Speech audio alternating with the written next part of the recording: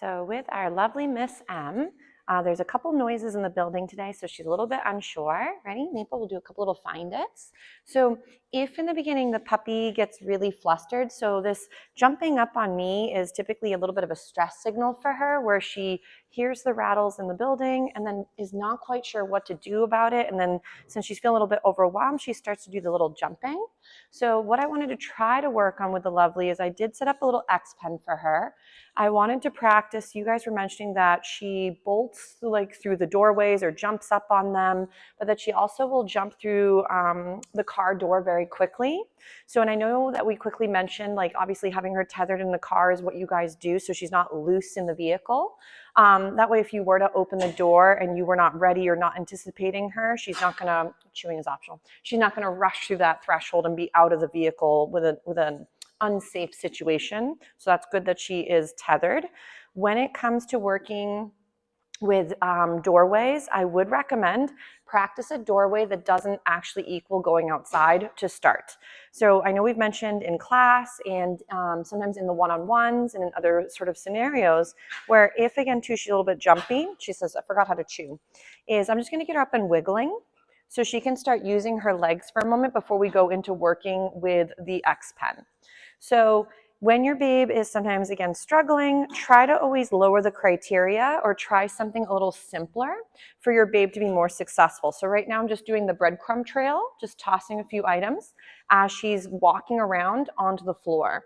So because sometimes if she gets very excited or a little bit overwhelmed and there's a trail mix of emotions, I like to feed the ground or the floor, because it helps your babe start to lower and not jump up at you as often, but it also starts to help them calm down by searching for items on the ground.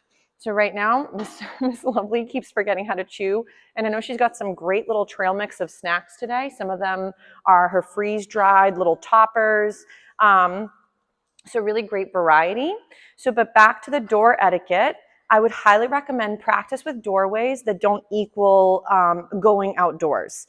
If we go right into the real world door, it's gonna be maybe a bit of almost muscle memory of how we deal with the door in general from previous practice, but then also that door does equal a lot of fun because it tends to equal the outdoors, practicing and playing outside.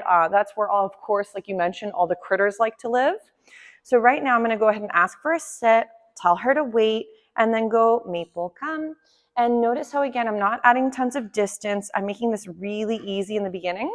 So we're just working some sit and wait behaviors, and then that equals hold back until I call you forward. So I'd go, Maple, come, and feed her for that. If your puppy tends to rush through doorways, you wanna, again, just like with most of the things we've mentioned, practice prior to needing it. So if the one time you try to work on door etiquette is when you have to bring her to the restroom or she has to go outside for her practice or whatever it might be, then you might be sometimes, oh my goodness, chewing. You might be rushing the steps and then she might be having a hard time and then we're getting frustrated. So I would see if you can work a few weights before even including a door. And I know right now I'm just using my X pen so you can have a visual as to how to work her for the setup. So right now she's waiting and I go again, Maple, come, and I'm gonna bring her into my space. So the way I would work with door exercises is I'm gonna go ahead and set up Miss M right about here. You want to also gauge with your door, how does your door move? Is it a slider? Is it gonna be a door that opens into your space versus away from you? That would also depict where you might be setting up your puppy. So for example, I would have her hang out here. I know she says this is delicious. So I'm gonna ask her for a wait. I'm gonna go ahead and wiggle my door slightly so she notices my door. She also hears a few noises. The train, of course, is going by at the exact same time. And I'm gonna actually feed her for waiting in the spot versus breaking and being called to me. So in the beginning, I do like to get them in the habit of wait means hold back until I call you forward. So if let's say she broke and she got a little excited or a little unsure, I'm gonna reset her up, get her to go into a sit, tell her to wait, give her a second, and then feed her again when she comes into the space and follows that hand. I know I didn't get to say so-and-so and come because I was also blabbing. So sometimes there'll be moments where, oh my goodness, those freeze-dried snacks might get a little stuck. Ready? We'll do a little sit, tell her to wait. So notice how she's kind of farther away from the door. If in the beginning, It helps to, again, practice with a bedroom door, maybe the bathroom door, one that doesn't instantly equal woohoo. And I'm going to feed her for not wiggling as I play with the door. So if she wiggles, oh my goodness, chewing as we're frolicking is a little bit tricky today. Ready? So I'm going to regain my lady. Ready? Maple. Get a little sit from her. Oh my goodness. I'm going to tell her to wait. And again, now I'm going to play with the door again. So the door or the jingling of the handle. Oh my goodness, chewing is so hard. If the jingling of the handle got her up and moving, I'm going to reset her up, tell her to wait, play again for a few moments, and then feed her again for being stationary.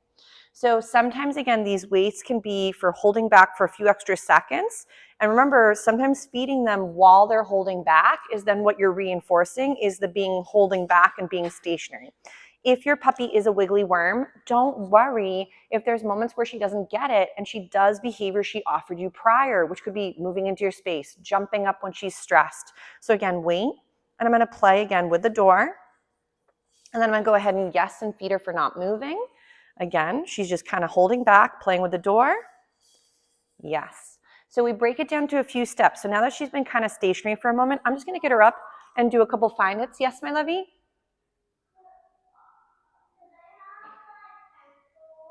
Yeah, the pencil's just in your backpack, Ebba. It's in the front pocket. So my little one brought her sort of pad and paper and the paper and pencil so she could do some coloring. Or drawing, technically. So the reason I got Miss M up and wiggling is I don't want her to get too flustered being stuck in one position for too long. So giving her a little recess to move around before you practice again is going to be really helpful. So again, we're just getting up and moving. If this was awkward, you could even do this by having her hold, like she's on gear because she's, practicing both ways. But maybe if, let's say, the gear is kind of restrictive in the beginning, you could also just pair this with no gear and work your doorway, which could be your bathroom door or your kitchen to living room's threshold or whatever it might be. So right now we're just working some simple find its, getting our little lady up and moving. Chewing is still slightly optional. So now, since this door, I'm going to pretend, ready? We'll get a little sit from her. So this, again, when she gets a little bit nervous, she tries to climb you. So I would gauge what are the situations in which your puppy is struggling. So if we're getting a lot of jumping, I'm going to go into doing some find its again. Ready? Find it. I don't want to constantly say, no, off, down, knock it off, that's enough, and get agitated, because then when she's stressed, it might just escalate the situation with you also feeling flustered and overwhelmed. But remember, if she is, again, having a really hard time with something, take a breather, assess what's going on in the environment, and see if you can help her. So right here, if she keeps jumping, I'm going to see if I can get a sit. I'm going to tell her to wait once more. There's a lot of funny noises happening in the building. So notice how she heard the funny rumble and then she went to the door because she's a little bit unsure. If, again, your puppies are sometimes a little bit flustered by noises, I know you mentioned that while she was outside, there was a neighbor out and all of a sudden she just lost it and couldn't handle the situation.